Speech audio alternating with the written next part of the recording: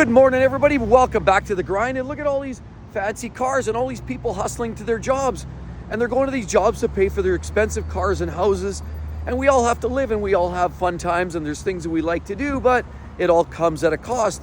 And did you realize, I came across an article lately that an alarming number of people are going to fail to ever retire. Yes, that's right. A lot of people now are looking down the barrel of 50 years of age, 60 years of age, and looking and checking their bank accounts and looking around and thinking, with the cost of living and Social Security being what it is, as well as the fact that they don't maybe have as much saved as they wish they had, puts a lot of people in a really, really tough spot, and they likely will never retire. It's a sad state. I mean, we talk about this all the time, and I truly believe that, we have one life. We have one life to live, and we only have one way to do it, and that's the best that we possibly can. Now, unfortunately, I get it. I mean, you get into the life, you get into the routine, you spend your money, you spend your time, you trade money for time, and basically whether you're working, then you're dealing with the kids and the sports and the spouse. You go out for dinner on a Friday night to celebrate a busy week, and then you plan your next vacation for 2 weeks in the Caribbean, and then life just keeps going on. And then I need a new car, so you go and buy a new car, and you get into hawk for 60 months, 84 months, now a lot of loan terms. A lot of people now are finding themselves in this predicament, and you get into life and it keeps rolling through. And I've read many articles, I've read many books, things, for example, like The Wealthy Barber. I love that book. And it really, the premise of that is you don't have to be a billionaire, because people can be broke at a billionaire's level, people can be broke at a millionaire's level, and of course people can be broke at our level. So it doesn't really matter how much you make. It's more a matter of how much you save, or how much you're able to manage your life with the cash flow that you have at whatever level that's at. And it burns, it really does, to see when, first of all, I'm going to put this out there because I love doing what I do. I am basically retired, but I do have a side hustle that keeps me active. And there's a lot of people that are self-employed. They run a small business and they love doing that, being the boss. They can come in and out, and maybe they don't have that hard grind with the boss bearing down on them. That's fine. Or you work in a part-time gig, that's cool too, because a lot of times that gives you an opportunity just to stay busy and keep your mind moving. Because I've mentioned this before, with my old man, and once he retired, it seemed like his mind started to weaken and soften up. And I truly believe, if you don't exercise the body, if you don't exercise the mind, that all starts to deteriorate. So you have to be active. You have to be doing things that are productive, you feel good about, keep your body in shape, keep your mind in shape, and keep moving. And those are the things that I try to stay focused on. But, this whole living the world and keep moving, you kind of got to be thinking about the future a little bit. And, it's sad because I read this article that they said, all too many people are in their 50s now and looking at the almost impossibility of ever retiring. There's this guy I know, he's a mechanic. He's well into his 60s now. And while he's self-employed, he runs his own shop. The fact is, his wife's retired, but he keeps working to keep paying the bills, to keep paying for those vacations, and keep, upgrading the house and doing all these things. And it even though he sort of picks and chooses a lot of his work, he even openly admitted, he said, look, I'm retired when I'm gone. You'll come into the shop, you'll see me laying on the floor, and that's when I'm retired. And a lot of people kind of live with that perspective of, we were built here to be productive, we were built here to be productive and, enjoy life in that capacity.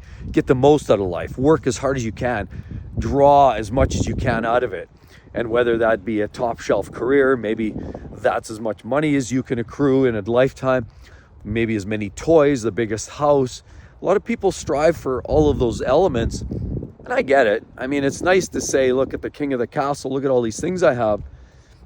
And absolutely, if you live within your means, buy what you need. But to hear when so many people struggle with the idea of trying to retire and they can't afford to, it's heartbreaking, because I came across this article, and I just want to share some basic statistics with you, that they said 50-year-olds, did you realize that only about a third of 50-year-olds and above have at least $10,000 of savings going into retirement or thinking about retirement? 10 grand, and that's supposed to, go towards your savings. I understand it is hard to save money these days, especially with taxation on the rise, inflation on the rise, increased cost of living. McDonald's Big Mac meal, it's costing you $15 in Canada now. It's probably $10 in the US. It's getting out of control. The cost of living is eating up everybody's buying power. And so that creates a situation where people are desperate. They don't have the money. They don't have the means. They just trying to get from check to check. They're just trying to keep alive, stay afloat. I totally understand. And there's times in my life where I've been like that too, where things were tough. I had layoffs early in my career where I had to sort of think about, where's the next job? Where's the money coming? My parents went through some of those struggles. So I totally understand.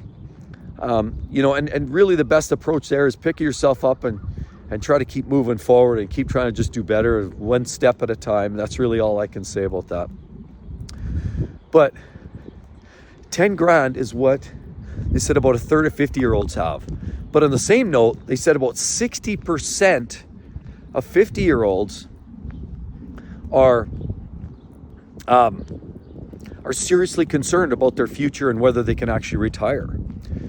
On top of that, there's talk already by 2035 that Social Security likely will be heavily scaled back. Now, this could be all rhetoric. There's a lot of discussion and debate about that. But the full benefits may not be realized come 2035. So people that right now are in their 30s, maybe 40s, that could be a real problem if you're starting to think about retiring, early, or at least a moderate retirement age. So things are changing. Governments are clawing back. Taxations are going up. Cost of living's going up. And this is not a bleak picture. This is just more of one of that I'm realizing and trying to paint the picture for so many people that just maybe aren't planning for it. And so when I hear those numbers, it's very striking and very alarming to me that a lot of people just, unfortunately haven't set themselves up. In a lot of cases, they can't. I mean, again, the money's not there. Again, it's not easy a lot of times. And it really does boil down to making some hard decisions in life sometimes, whether, you have to, whether it's just a decision of, maybe I'll make the old car last a little longer. Maybe I'll downsize the house. Maybe I don't need this big house. Instead of upgrading, what's an upgrade? Spending more money on taxes and paying more money on a mortgage. Some people consider that an upgrade. But living within your means and planning for the future is ultimately the goal. And there's so many people that struggle, including myself. Again, we've all had these struggles, but it's just trying to get that alignment, trying to get your finances in order to make sure that you're putting yourself in a position where you can actually retire. And why is retirement so important? Well, some people want to work till they fall over. Like I said, I've got a friend that's kind of like that. And I totally understand. Some people just want to do that. They just want to work and they want that feeling. But it's important to kind of wind down. I mean, if you're in a job that's heavy labor type job or something that's very stressful, remember, chronic stress in your career has a huge impact on your lifespan and quality of life, particularly in your later years.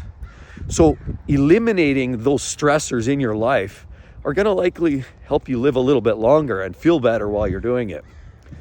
As well, you've worked so hard so many years. Why wouldn't you want to take a bit of a, coasting session? The other thing, oh, look at a little doggy over there chirping away. Well, not really chirping. I hear some other crows over there somewhere flying around. I'm not sure. But really, the idea is enjoying the last 30 of your life. You know, unfortunately, we trade all our time for money or during our careers and our lives, that we often lose sight that there is a last third that we could be enjoying. You know, again, I've mentioned these other statistics where chronic health issues start kicking in. 66.1 years of age is sort of where that starts to hit people on average in the United States. Average life expectancy is about 76 in the US, about 74 for men, 79 for ladies.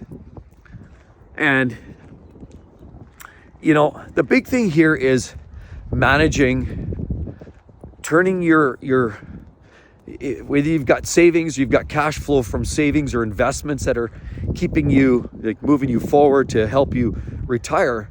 I mean, ultimately the goal is come in with nothing, leave with nothing. And I think that's pretty good. But how do you know if 65 is your nothing? How do you know if 90 is your nothing?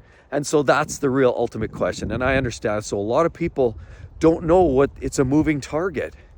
And they just don't know if they're ever going to be in a position, you know, do I have enough? Do I have too much? Most people would rather, fail safe on the side of having too much. That way there's less risk of struggling later in life, particularly with Social Security looks to be on the outs or reducing, in another 10, 15 years. That doesn't inspire a lot of confidence. So unfortunately, this alarming trend has a lot of us really worried, not just for ourselves, maybe our kids, maybe our grandkids. Things are changing, times are tough.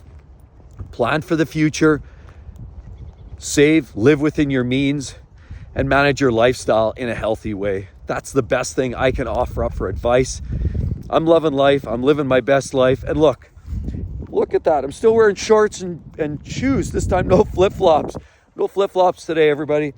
I did have to layer up, though. I got an extra layer. It is cold out today. My hand is frozen. And you know what? It's about 2 degrees Celsius, so a couple degrees above freezing right now. It is chilly out here. And so I'm just going to call her good for now. Again, I'd love to hear your thoughts. Are you finding that there's less and less people able to retire and they're just kind of conceding and saying, it's good, I'm out, it's done? Anyway, I'd love to hear your thoughts on that. Hope to see each and every one of you. And don't forget to subscribe. It's great. Talk to you soon. Bye-bye.